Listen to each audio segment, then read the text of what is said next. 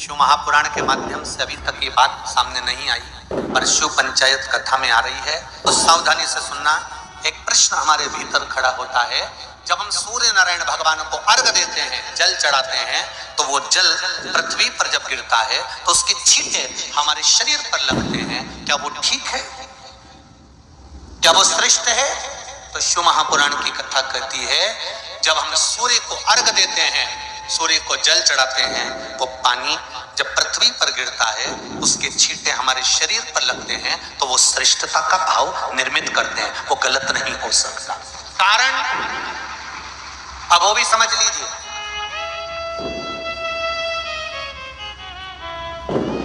अब सूर्य नारायण भगवान को आप जल चढ़ा रहे हो तो छींटे नहीं लगे, उसके लिए क्या स्टूल पे चढ़ के चढ़ाओगे कि कुर्सी पे चढ़ के चढ़ाओगे? अरे बोलो तो सही। अब कई लोगों के दिमाग में यह बात भरा गई कि हम भगवान को जल चढ़ाते हैं, वो हमारे शरीर में छींटे लगते हैं, जमीन पे से पानी गिरता है, वो हमारे शरीर को छींटे लगते हैं, भगवान को अच्छा नहीं लगता होगा। कौन ने कहा? पहले तो उसको पकड़ के ला। मेरे राम जी महाराज, मेरे भगवान कृष्ण, बड़े बड़े संत, साधु, सन्यासी, तपस्वी, साधक, उपासक जितने भी हुए, जिन्होंने सूर्य की आराधना करी, इन्होंने टेबल पे चढ़कर या कुर्सी पे चढ़कर जल नहीं चढ़ाया, इन्होंने पृथ्वी पर खड़े होकर ही, क्योंकि पृथ्वी तत्व के देव हैं शिव। जब हम मृत्यु लोक पर खड़े होकर, पृथ्वी पर खड़े होकर भगवान शंकर भाग पृथ्वी तत्व को धारण कर कर जल को हाथ में लेकर जब समर्पित करते हैं, और जो जल नीचे गिरता है वो शरीर पर अगर लगता है तो हमको उसका आशीर्वाद ही प्राप्त होता है, दोष नहीं लगता। पर लोगों ने इसको विपरीत कर दिया। कि कौन ने विपरीत करा? कई लोगों ने इसको विपरीत कर दिया। कौन ने विपरीत करा? तो जो दूसरे धर्म के लोग होते हैं, जिनको हिंदू धर्म से नफरत होती है और जो हिंदू धर्म की पूजन, सेवा, अर्चना को समाप्त करना चाहते हैं, वो धीरे धीरे धीरे धीरे कहने लगे कि सूर्य को जल चढ़ाओगे तो शरीर में लगेगा, शरीर में लगेगा तो दोष लगेगा। इसको कह कहकर घर घर में सूर्य को जल चढ़ाना लोगों ने बंद कर दिया कि आप जल चढ़ाएंगे तो दोष लगेगा, शरीर पे छींटा लगेगा, शरीर को ऐसा लगेगा। ये दोष नहीं है। कितनी सुंदर बात है महाराज। सूर्य नारायण भगवान को जब जल चढ़ाया जाता है, हाथ सिर से 8 इंच की दूरी पर होना चाहिए। जम के बोलिए, सिर से कितना ऊंचा होना चाहिए? 8 इंच ऊपर अपना हाथ होना चाहिए मस्तक से सूर्य को जल चढ़ाते समय।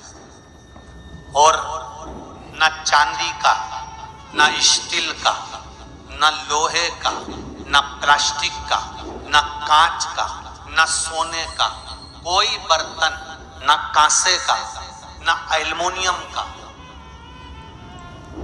ना पीतल का, केवल एक पात्र होना चाहिए, वो है तांबे का। काय का पात्र होना चाहिए? तांबे का पात्र। और सूर्य नारायण भगवान को जब 8 इंच ऊपर तुम्हारा हस्त है, और जब हम सूर्य को जल चढ़ा रहे हैं, कैसे जल चढ़ाना है वो भी समझ लीजिए।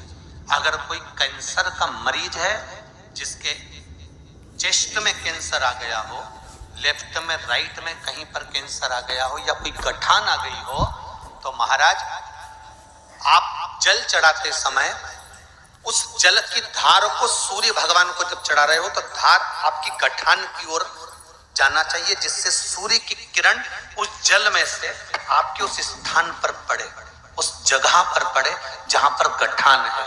महाराज आप लगातार जल तो चढ़ाना चालू करो, अच्छे अच्छे डॉक्टर फेल हो जाएंगे और कह देंगे गठान ठीक हो गया।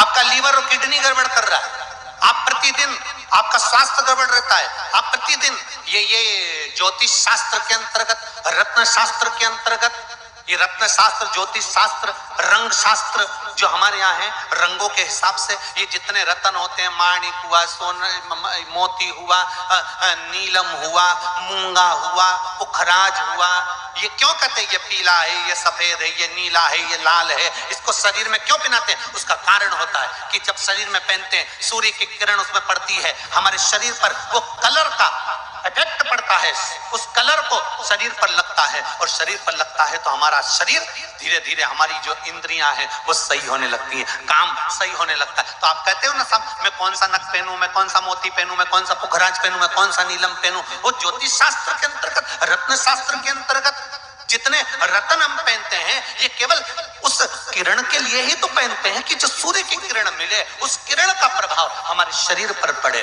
तो इन सबसे अच्छा है कि सुबह शंकर भगवान का नाम लो, तांबा का लोटा में जल भरो, 8 इंच ऊपर सिर से हाथ होना चाहिए, और सूर्य नारायण भगवान का दर्शन साधारण नहीं, जो जल तुम चढ़ा रहे हो, वो जल की जो धार आ रही है उसमें सूर्य का दर्शन होना चाहिए, तो कैंसर की बीमारी कभी नहीं हो सकती। लीवर, किडनी, हार्ट, आपके हार्ट में अगर तकलीफ है, डॉक्टर ने कह दिया कि इसमें नस चौक है, आपको कहीं ना कहीं छल्ला डलेगा, आपको कह दिया इसमें कुछ ना कुछ प्रॉब्लम आ रही है, आप सूर्य को अर्घ देना चालू कर दो, सूर्य को जल चढ़ाना चालू कर दीजिए। आप सूर्य को जल चढ़ाओ, वो जल की जो तरंग आ रही है, वो जल जो निकल कर जा रहा है, उसकी जो किरण आपके हृदय पर, आपकी छाती पर पड़ रही है, नाड़ियों में पड़ रही है, नसों में पड़ रही है, उसका बल देखो तो सही। 1 महीना लगातार चढ़ाओ, तो 15 दिन 20 दिन कर तो देखो।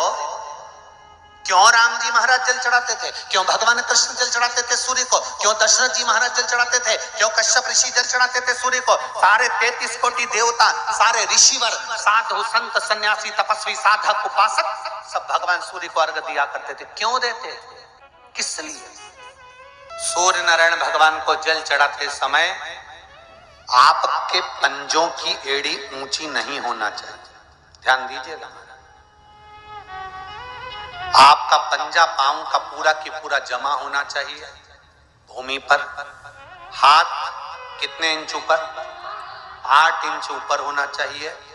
जल जो गिरे, सूर्य की किरण, सूर्य का दर्शन उस जल की रोशनी में करना चाहिए। क्या होगा उससे? जिस बच्चे को आंख में चश्मा लगा हो, मोटे से मोटा चश्मा लगा हो, छूट नहीं रहा हो, तो थोड़े दिन उसको सूर्य का अर्घ चढ़वाना चालू कर दो, और जल में से सूर्य का दर्शन कराना चालू कर दो। सूर्य का दर्शन जल में से 2 महीना 2.5 महीना बहुत है, आंख की रोशनी बढ़ जाएगी, चश्मा हट जाएगा। आप कर देखिए। अब एक प्रश्न और खड़ा होता है सूर्य को अर्घ देने। गुरुजी, पंचदेव पंचायत में सूर्य नारायण भगवान शंकर की पंचायत में हैं। सूर्य नारायण को हम फ्लैट में रहते हैं, हम फ्लैट के अंदर रहते हैं, तो हम फ्लैट में रहते हैं, हमारे यहाँ अगर छज्जा नहीं है, हमारे यहाँ जगह नहीं है, तो हम सूर्य को अर्घ कैसे दें? तो महाराज खिड़की तो होगी, अगर घर में फ्लैट में पानी ढुलेगा और आप लोग नहीं समेट सकते तो एक बाल्टी रख लो, एक पात्र रख लो, और सूर्य नारायण भगवान को अर्घ देकर रोशनी शरीर पर पड़ना चाहिए। जिंदगी में कभी कोई बड़ी बीमारी नहीं आ सकती। कितने लोग देते हैं सूर्य को अर्घ? जरा हाथ उठाओ।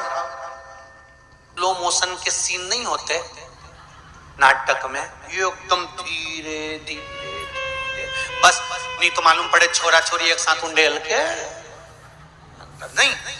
जल चढ़ाते समय उस पानी में से सूर्य की किरण पड़ना चाहिए, सूर्य की।